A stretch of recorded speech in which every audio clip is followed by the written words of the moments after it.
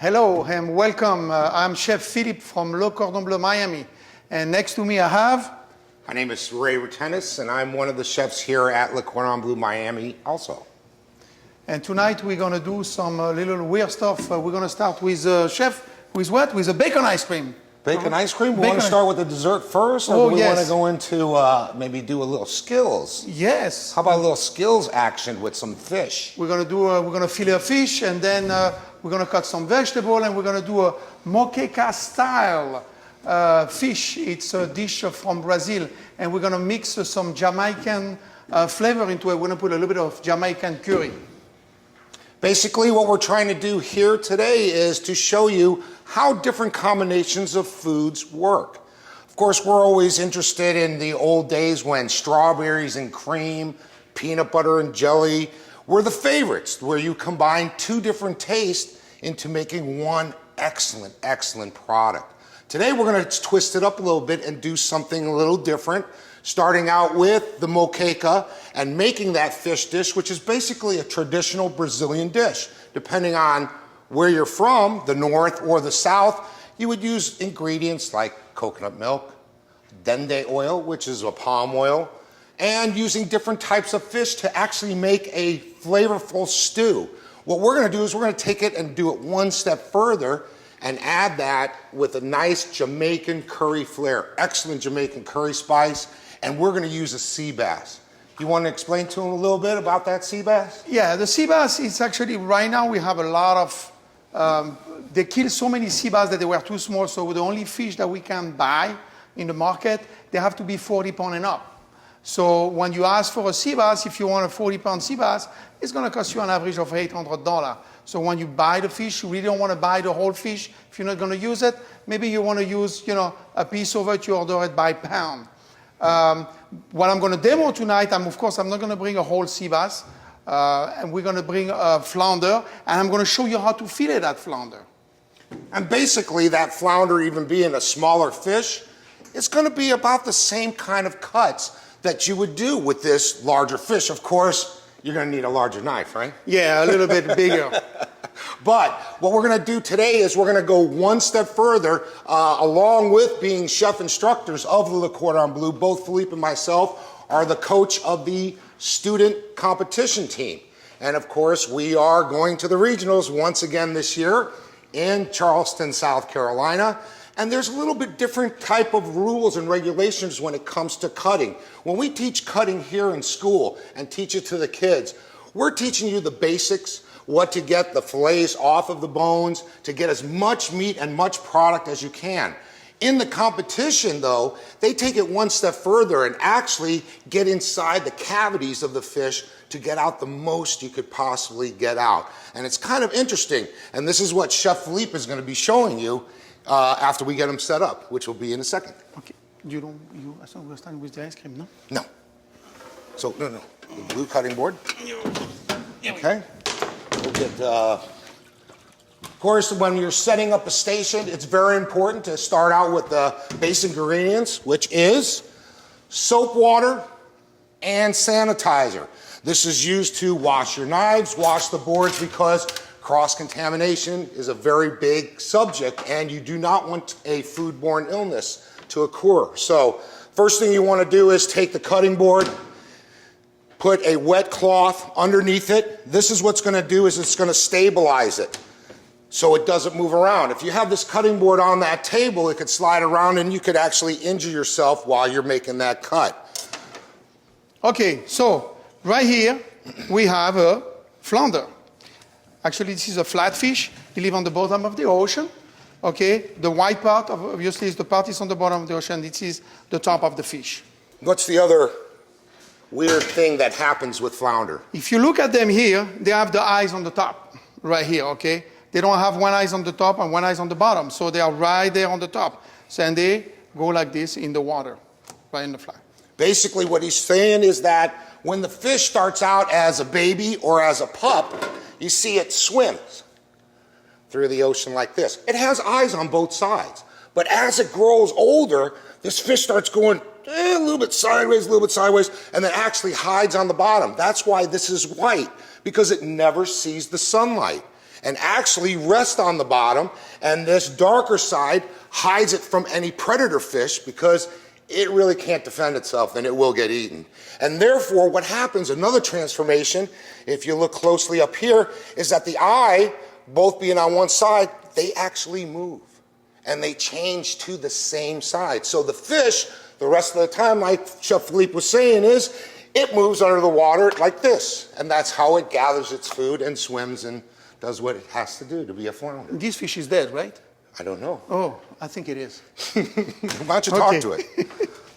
Okay, so the first thing we're going to do, I'm going to cut right in the middle. If you look at the fish, actually, when you see the white part here, you have a line on here in the middle. So these fish are actually 4 fillets, not 2 fillets. This fish has 4 fillets. So we're going to go right into the middle.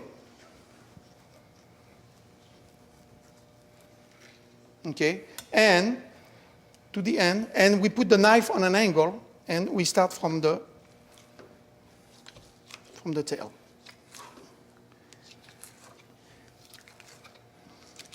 We teach that to students, okay? It looks easy, but when we start doing it, it's not that easy, okay? You have to, everything's experience, okay? Everything, it's like the more you do it, the better you get at it. And when we do competition, we do repetition and repetition and repetition until the student get it. And do the same thing on the other side. Knife is flat, and the fillet of fish come right out.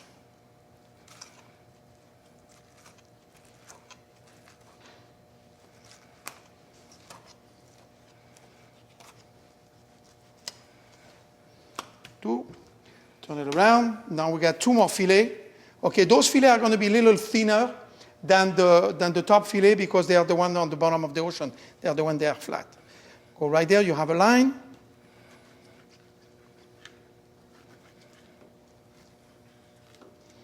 Same thing, the knife on an angle. Notice that he's starting cut down the middle of the line first. You're going to find this little tiny bone. It's basically like a hump. And what you're going to do is when you cut, when you hit that top of the bone, your knife is going to slide either one way or the other. This allowing you to get closer to those rib or fin bones that are on the side, making it easier for that meat to come out nice and clear. You don't want it to sit there and hack at it or saw at it, therefore cutting into the meat and making unsightly fillet, I guess. That would be it in my book. But basically that's what you're doing. So you're taking that, he's taking that off, and he'll worry about cleaning each fillet up a little bit more later. Right now he just wants to take it off the bone. And as you can see, he's now going on to that other side of the bone and slowly doing the same thing, using nice, smooth strokes until the fillet comes off. This is probably the same way that we teach how to do chicken. If you're cutting a chicken and you're cutting down the breast, there's 2 sides to that breast. In the middle, there's that keel bone, and what you're gonna do is cut down one side or the other, taking those nice strokes and trying to get as much meat as you can off of that bone without cutting into it. Okay, and what we tell the student at school, we don't teach. Well, we teach them that, but when we go to competition, we teach them if you have any meat left over, we have to remove all the meat left over out with a spoon, with the back of a spoon. So, and you can always use that for another application. You can make a mousse, you can make fish balls, you can fry them. So this is very important. Look how much meat I can get out of one bone. Go ahead. Okay. We open here. We have the cheek. You know, it's a lot of meat in the cheeks, okay? Grouper cheeks. Grouper cheeks are very expensive, are a delicacy, okay? This is basically what he's talking about is this is the jowls right in here. There's a little set of meat that's actually considered a delicacy in a lot of restaurants. They use them a lot for appetizers. It's very tender and very flavorful. Almost the same way the jowls of a pig would be the same as in texture and in flavor. And these, usually we use that for fish stocks. Okay, now I'm going to remove the skin from the fillet. I'll cut the excess of And same thing with the knife as an angle, and we go on in the skin.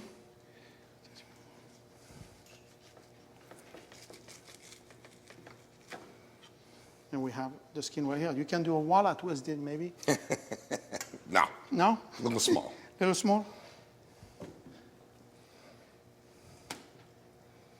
Okay, notice that's what Philippe is doing right now, is he's basically taking the fillet, the skin off, using the knife, putting the knife at a very low angle, and actually not cutting into the meat or cutting above the skin, but actually pulling the skin and letting the knife just travel up and down, therefore making a nice, clean cut. If you were to try to use it as a saw method and try to use it with the knife cutting forward, usually what would happen is the knife would raise up and down and actually go into the meat, therefore leaving the meat on the skin, which you don't want to do. Right? Is that what That's you're doing, right? Yes, you are doing? I am. Okay, good. I agree. Just want to make sure. And as he's finishing, putting the portions nice and neatly into a container, this is once again in competition. The judges come by, they check out each piece to make sure that there is no meat that is left on there, and to make sure that the fillets are nice and clean cut.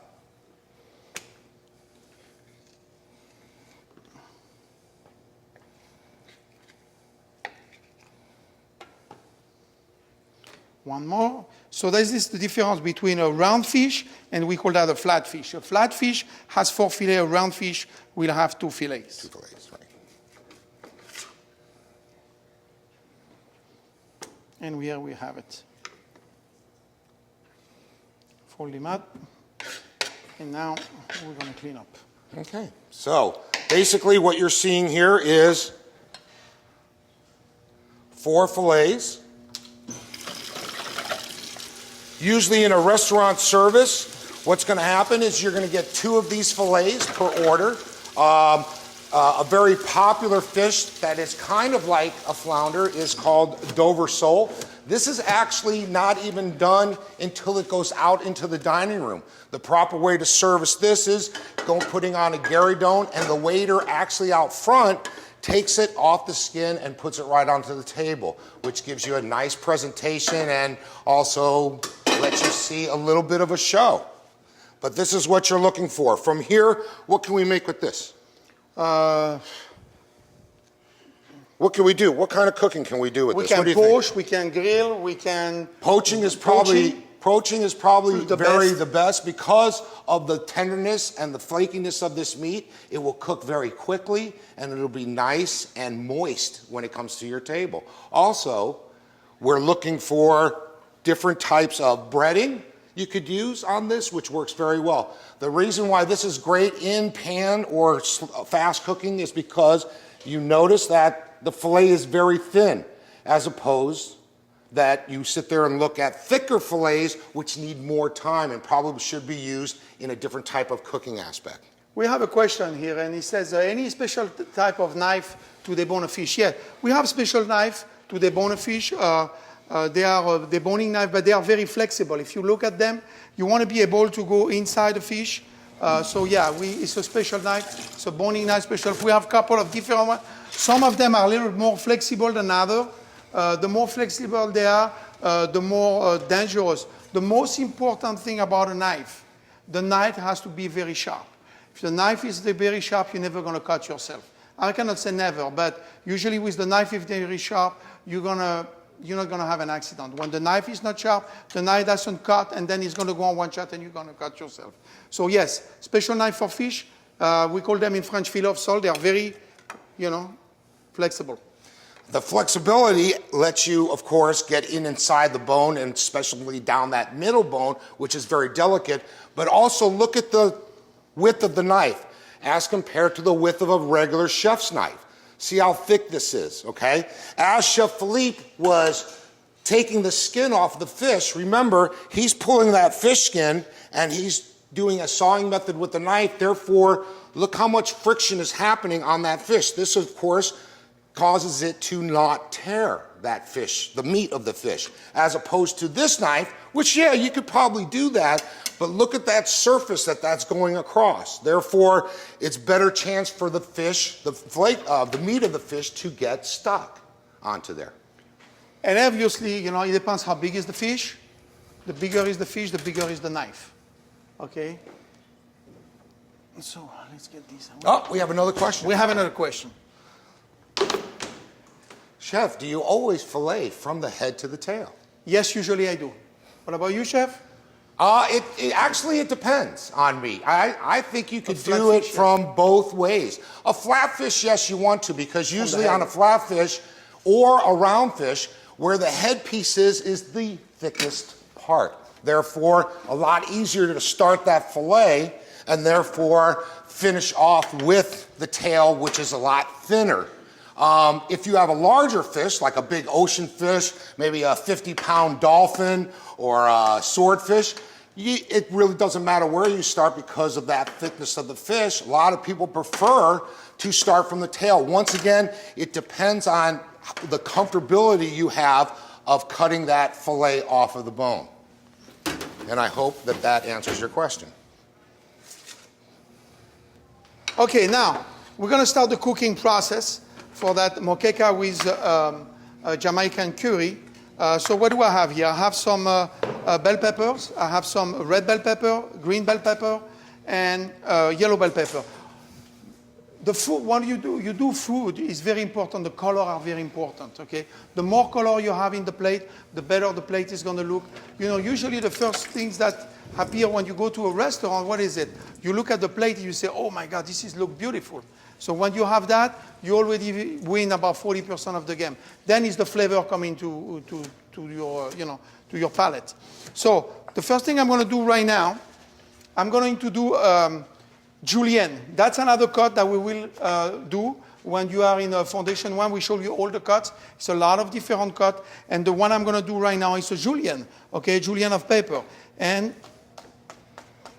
I'm going to julienne all those pepper, the red, the green, and the yellow. To be exact, the julienne cut is 1/8 of an inch thick by 1/8 of an inch thick, and usually 2 to 2.5 inches long. Okay, and everything is the same, okay? So the more you practice, the better you get at it. And then you can do it without looking at what you're doing and hoping you don't cut yourself. Usually it doesn't happen. That's my julienne. Now I'm going to take, I have a tomatoes, and I'm going to do a tomato concasse. I have the water here. And we're going to peel the tomatoes. It's a technique that we call émondé. You can peel tomatoes, you can peel fruits, you can peel most of the fruit, peaches, apricot, by submerging them in hot water for about 15 to 17 seconds, and then you get some ice water and you cool them because you really don't want to cook it. So we're going to do this technique. Okay. Now, also in the same time, I have some clam juice here that I'm going to put on my pot, and I'm going to start reducing my clam juice with my coconut milk to get the right thickness. So I have clam juice, coconut milk,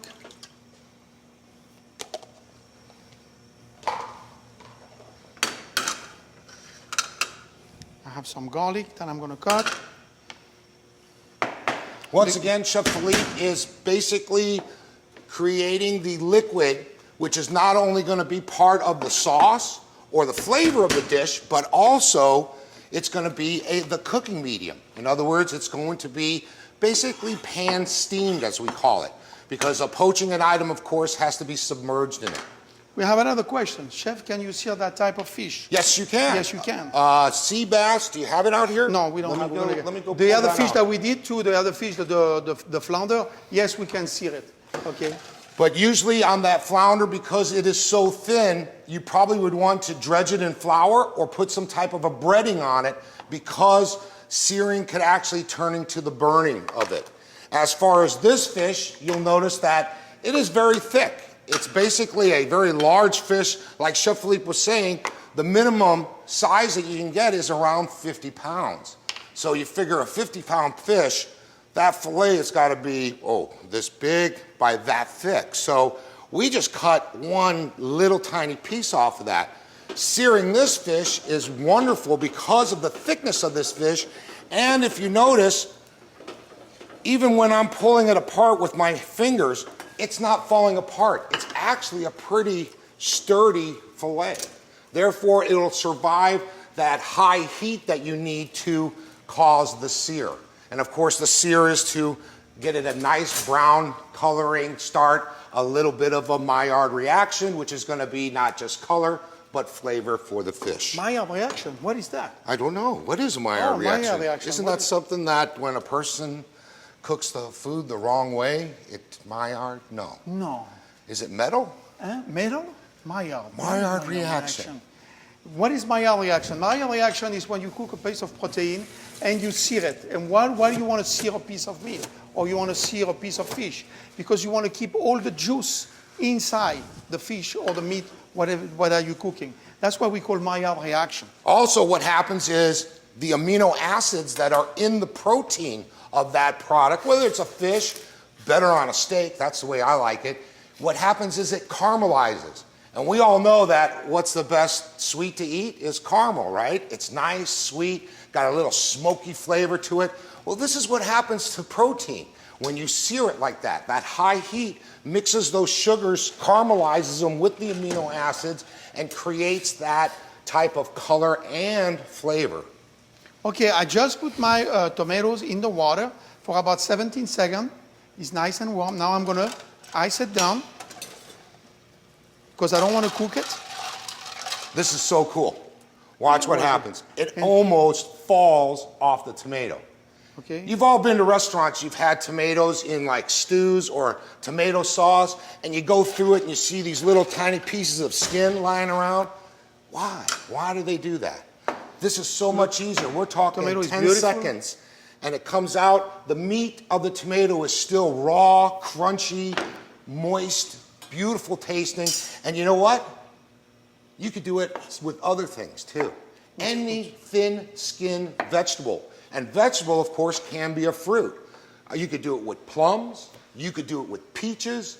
Any one of those fruits. Drop it in that hot water, put a little X, and that skin just pops right off of the meat. And now instead of eating that skin of those fruits and vegetables, you're just eating the nice, flavorful, juicy, right? Is that juicy? Yes. Is that tomato? Yeah, it is juicy. Look at this. Okay, because I bought you special tomatoes today just for that, because I knew that's what you wanted. Oh, juicy tomatoes. Okay, so what he's doing right now is basically taking the seeds out, because in this dish, remember, the flavor is in the liquid. The liquid was, once again, coconut milk, a little bit of clam juice. There's that flavor coming in. So we just want a little bit more of acidic flavor coming from the peppers, which will come, and from these tomatoes, but we want more of a texture into this meal. Because without these, this meal is now nothing more than basically water or a liquid with fish on it. Okay? So my clam juice and my coconut milk has been reducing. So I'm going to start adding my vegetable, okay, that I just cut, my bell peppers. And we're going to cook them. A little bit of garlic. And we're going to simmer this very gently. I have a little bit too much for my dish here. I'm going to remove this and I keep it for another application. Once again, he's cooking those vegetables in a liquid, so basically poaching, because those vegetables are submerged in that liquid. So he's poaching the vegetables as opposed to sautéing them, which would be using a very little bit amount of fat and a very high amount of heat, almost causing that caramelization to happen.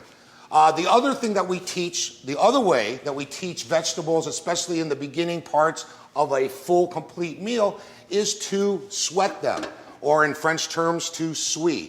This is basically taking these vegetables, putting them in with cold butter, bringing that butter up to temperature so that the vegetables actually sweat. In other words, the juices start oozing out into the flavors of the butter, but not cooking those vegetables. Because the cooking is going to be done when we pour the liquid or the other items that we're going to pour into that pot. Okay, what I'm going to do now, I have my Jamaican curry Oh here. yeah, this is some good stuff right there, huh? And I'm going to put a little bit on a pan here, and we're going to toast it, okay? Now, why would you do that, Chef? Because the curry is a very strong flavor, and you don't want to eat raw curry or raw spice. A lot of spice, you can really roast them, and you can, the coriander, you can do cumin, you can do... This is actually a mix of spice curry, okay? It has coriander, it has cumin, it has clove, and it's a mix of 7 spices. So I'm going to toast this a little bit. Do you ever have Indian food and then, you have a very, your stomach it doesn't feel too good? Yes, it's because they didn't cook the curry properly. Yes. Okay? So it's very important to cook the curry and to toast it a little bit. Plus, remember, curry being all the different seeds that there are, seed is basically a legume, which is a nut. So therefore, you've got these seeds toasting in there and bringing out that nutty flavor in all of those little tiny different seeds. So that's giving you more of a roasted, nutty flavor, as well as the flavor of the combination of all those in the curry. Okay, we have one more question here. Chef, can you cut the vegetable to a smaller size for the salsa? To a smaller size for the salsa. We're not making a salsa, but yeah, we can cut the vegetable smaller. Everything is based in proportion. One thing that I didn't mention, that when you cut vegetable, make sure they're all the same size, because if you're going to cook them together, you have a small vegetable, you have a big piece of vegetable. Some vegetables are going to be cooked, some vegetables are going to be raw. So it's very important that we teach the student. We have to cut, and the cuts have to be all the way the same across. That's the most important. Along with, of course, the way it looks, because yes, cooking even is one of the reasons why you want to cut the vegetables the same size, but you also want it to look cool, man. It's nothing better, especially in a salsa, that every one of your vegetables has that beautiful, beautiful small dice cut, and they're perfect. It just makes that person look and say, you know what? This person took that extra time, that extra special effort into making these vegetables look like this for me, instead of whacking it up and throwing it in. Yeah, can you cut it at smaller size for the salsa? You can make a salsa, we don't have it here. I had it yesterday, in a RoboCoupe or a food processor. You could throw everything in a blender and zip it up and make a nice little puree. Yeah. Why not? The salsa is a flavor. Salsa verde, for example, which is a green salsa, is basically pureed. It is not a chunky salsa. So smaller size, larger size, this is basically what you're going to use that salsa for. If I'm going to put it on a chip, I'm going to want small. If I'm going to put it on in a dish, maybe I want it to show it off a little bit, make it bigger. Boy, that curry is smelling can you awesome, smell that? isn't it? Huh? Oh my God. Excellent, So you excellent. can smell it. So I'm going to have, don't overdo it, especially spice like curry, like clove, when you have herbs like rosemary, thyme. If you overdo it, you're going to kill the dish. Okay, so we put a little bit of curry right now in there. It's going to give some color. It's going to give a yellow color. And it's going to give a nice, beautiful flavor. Now, for my garnish, because when you do a dish, you have to have a garnish. Usually you have a side dish. You need a type of a garnish. So what I'm going to do some fried leeks. Okay, and we're going to fry the leeks with some rice flour. Okay, why rice flour? I tried a type of flour that didn't work well. It was too thick. When you do rice flour, it works really well. And we actually did that dish when we went to competition last year, and we win with that dish 2 competitions, correct, Chef? Yes. As a matter of fact, I think the reason why we figured it out is that it actually cooks longer before it starts burning than the regular flour did. And it was inconsistent. So that's why we switched to that rice flour. Of course, what he's cutting up is a leek. A leek is part of the bulb family. Bulb family consists of, you got another piece? You don't have another piece here, do you? I have a... Here, no, I mean like the bigger piece. The bigger Basically, it consists of the stem, the green part, and then the white bulb on the bottom. This right here is, we call this the savory part of the leek, if you want to call it that, because this is the part that we actually cut up and use in dishes where you would eat it. When you get to that darker green part, basically what happens there is that it gets really, really fibrous. And you can't, even if you cook it, you're chewing on it for a long time. So what we use that for is a French seasoning, which is called a bouquet garni. Bouquet garni. You want to explain what a bouquet garni is? Bouquet garni is, you know, a lot of people ask you, what is the difference between a bouquet garni and a sachet? Well, a bouquet garni, it's leeks. Usually you use the green of the leeks. You use thyme, peppercorn, you use a piece of celery, and parsley stem. And bay leaf. And bay leaf. Now, a sachet, what is a sachet? A sachet is, you don't have to have a specific ingredient. Bouquet garni has a specific ingredient. A sachet can have anything in there. If you want a special flavor, you're making something like Asian, and you want to have some ginger. So you can stock ginger in your sachet, and you're going to have a stock that you're going to make, and it has a flavor of ginger. Plus the fact that a sachet being in a cheesecloth can hold dried spices. If I was to wrap dried spices in this leek and throw it into a pot, most of that dried spice is just going to leak through here and go into my dish, which I don't want, because I want to be able to control the seasoning, therefore being able to pull it out whenever I want or when it gets too spicy with these flavors. Sachet, I can use a dried item because that holds it together better in the cheesecloth. I'm going to add a little bit of dandy oil. We call that palm oil also. We talked already about that. So I'm not very, very, very strong oil, okay? You have to use this like, you know, drops, okay? Because if not, it's the same thing. If you put too much spice, too much curry, it's going to overkill. It's going to destroy the flavor of your fish. Remember, we have a beautiful fish who costs $30 a pound, so we don't want to lose the flavor. But you want some different texture. So we're going to put a little bit of dandy oil in there, okay? Very little, couple of drops. And I'm going to keep cooking it.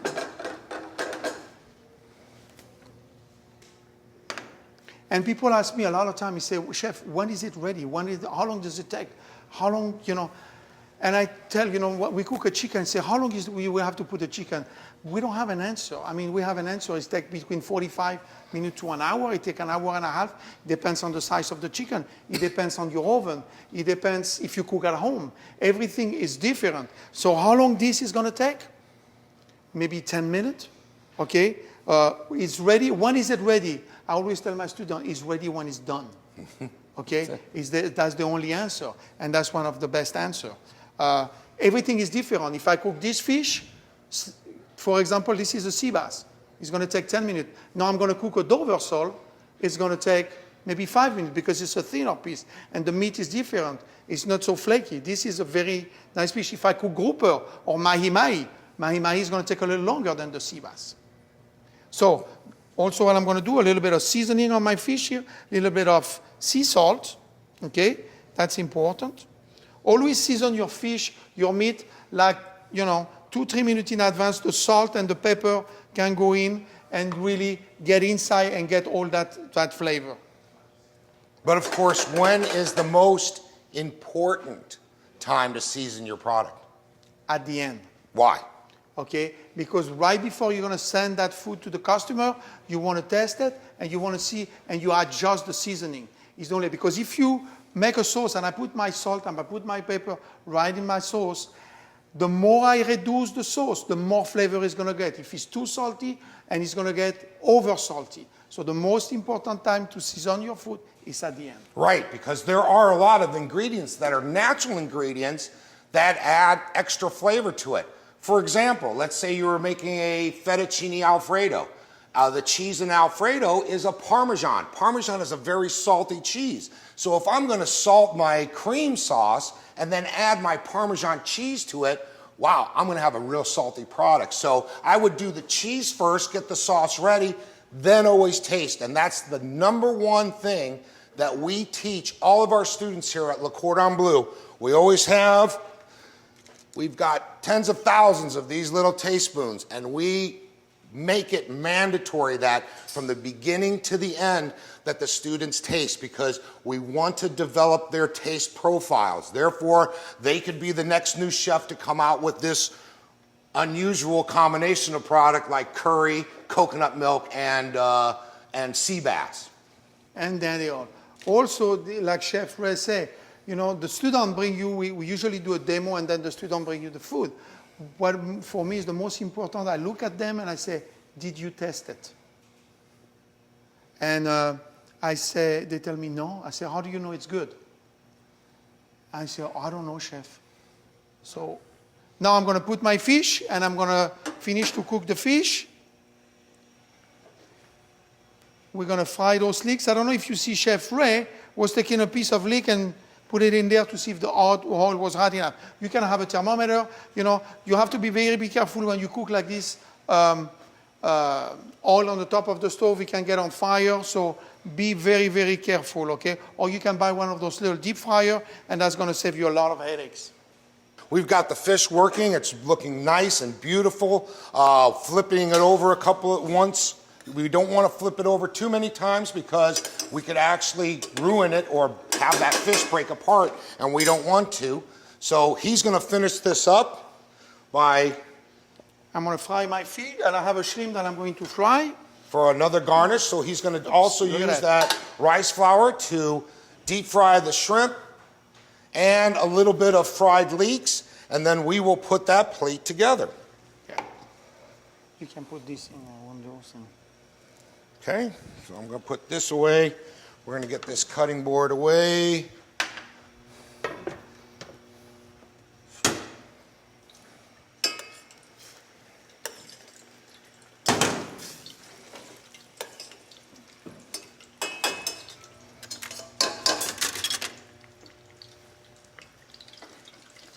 Okay, as you can see, when he's deep frying that, it's not taking very long at all.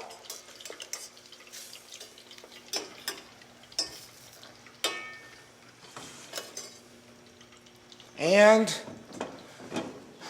once again, we get out the plate, make sure that the edges get wiped down because presentation is everything, right, Chef? Yeah, everything.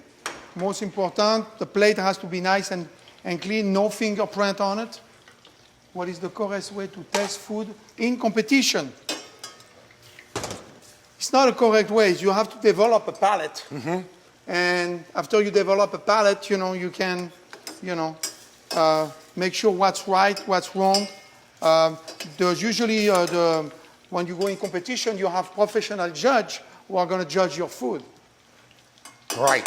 And basically, tasting that food in competition is going to be a lot different because it's going to depend on the taste buds of the judges. For you, the one thing, like we say, is make sure that it is flavorful, that it has flavor. Therefore, we always encourage you to taste it. Make sure it's not over-salted. Make sure it doesn't have too much pepper into it, that it has a correct balance of flavors to what you're going to serve, okay? So is there a correct way to taste food in competition? No. I know a lot of people that will sit there and take a big piece of something, put it in their mouth and leave it in there like savoring a nice swig of wine.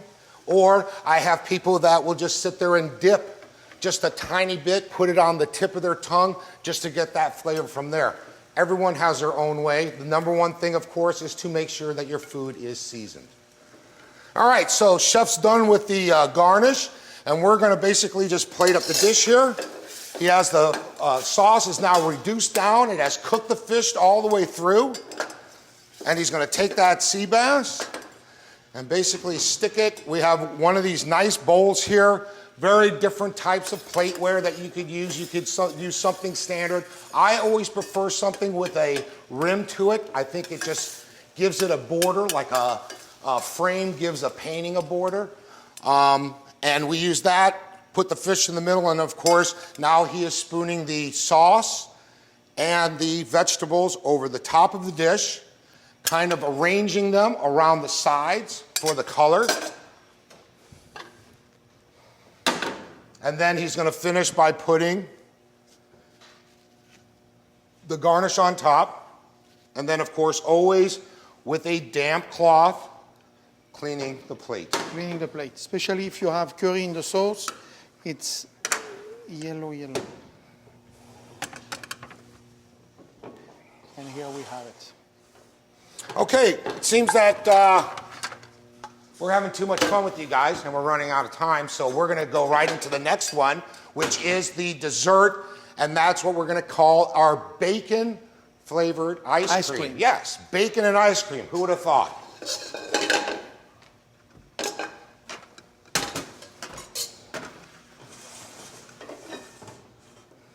All right, so very easy. All we do is, for this ice cream, once again, we're talking about combining two very common flavors.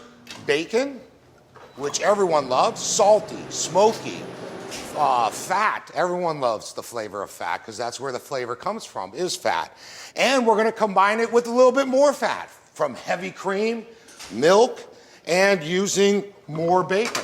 So, the first way that we're gonna start off with is we're going to put all these ingredients together. I'm gonna take basically 2 cups of milk and 2 cups of heavy cream. This is what is known in the grocery store as half and half. Get it? Half and half milk and half I thought cream. I was gonna get like a laugh or something, I guess not. All right, so I'm gonna pour the milk in. I'm gonna get the heavy cream and pour that in. I'm gonna get brown sugar. Brown sugar, because I want a little bit of color in there. I'm gonna add that in here. And it's just an ice cream, so you really want that sweet taste, okay? I'm gonna add corn syrup. A little bit of corn syrup in there. I'm gonna need a knife for this. And we're gonna add that into there. Also giving it sweet flavors. You can use, if you want to use maple syrup, you could use maple syrup. They have different variations of the recipes. You can use maple syrup, you can use brown sugar, you can use egg yolk. And then I'm gonna put the raw bacon. Yes, raw. I'm gonna put in here. Put this onto the stove. And here we go. We're rolling. And we're rolling.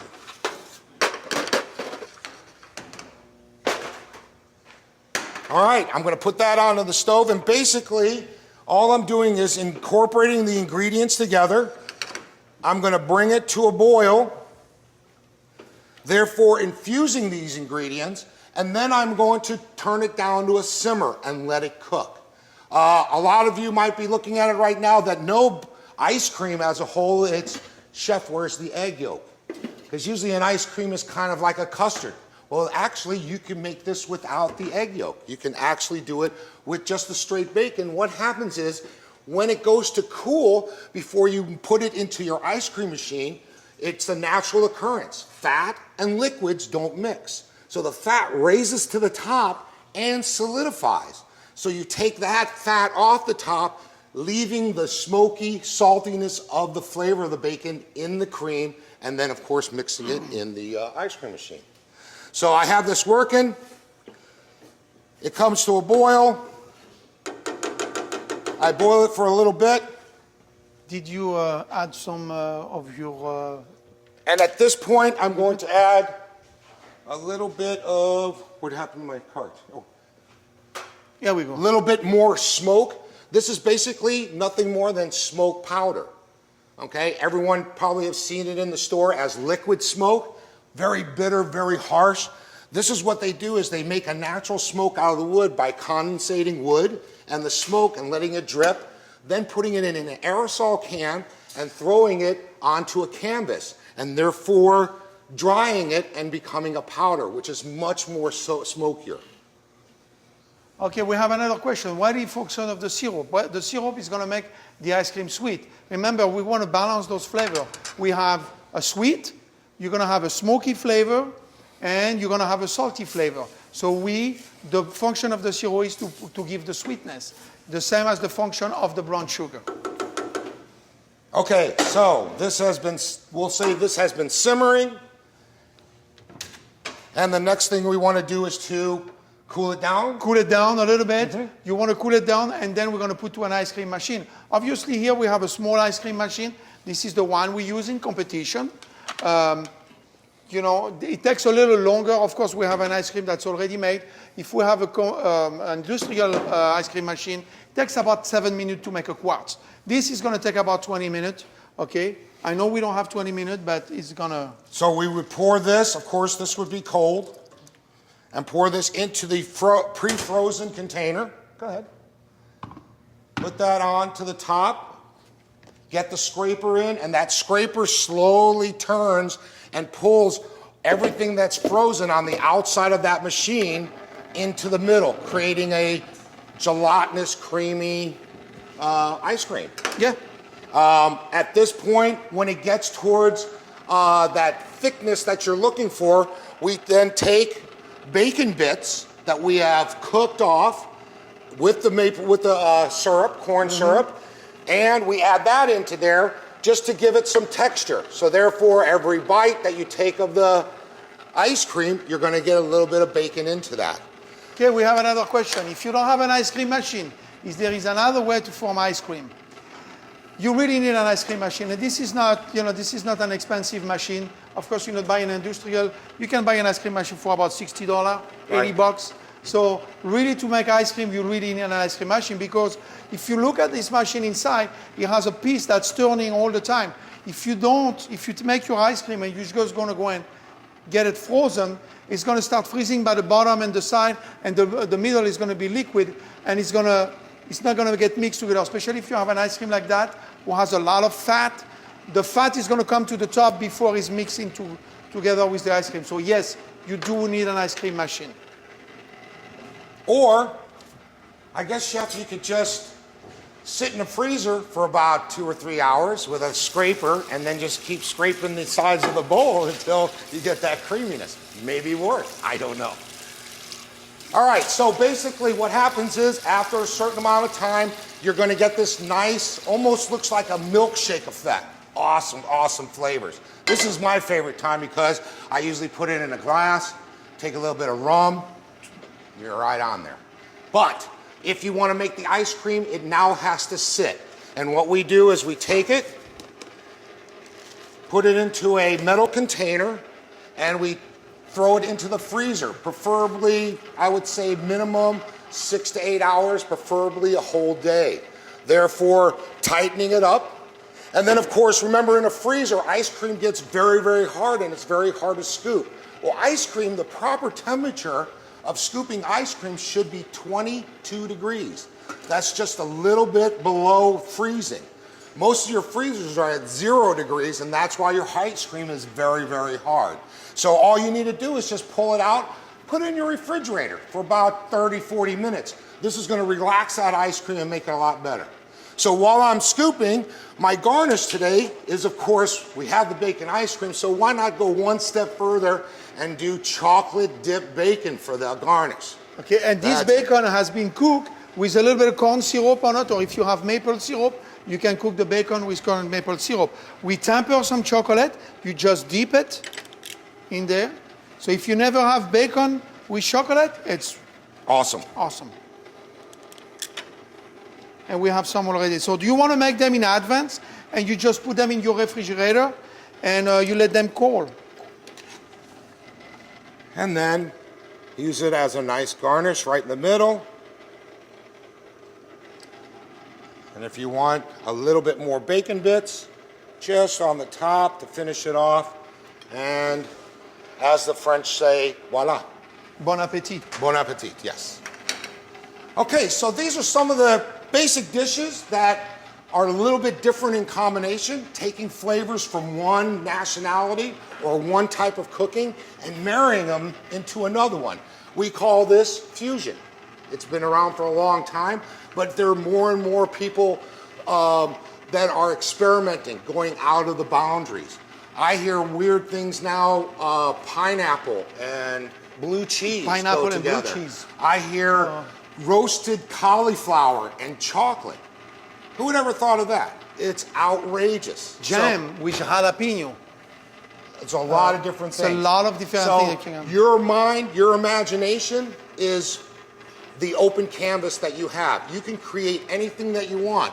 Coming to Le Cordon Bleu School, we're going to teach you the fundamentals. We're going to teach you the basics to get you to that point where then you can take it further and further, and your imagination is the canvas. Where do you want to stop? I mean, About 20 years ago, who would have think about bacon ice cream? Chocolate and bacon? Nobody. It's where you want to stop. That's like Chef Ray say. It's your imagination. So, like I said, coming to our school, this is what we teach you, fundamentals. You have to learn the fundamentals. There's going to be a lot of chefs that are going to come out and tell you, I can teach you this, I can teach you that. That might be true, but here at Le Cordon Bleu, you're under one building and you learn all of it. When you graduate, you're ready to go out in the field and then perform to what you're capable of performing.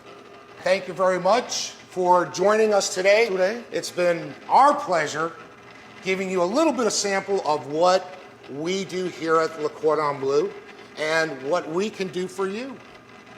And I hope you have a great evening. Thank you very much. Thank you. Bye-bye. Bye-bye.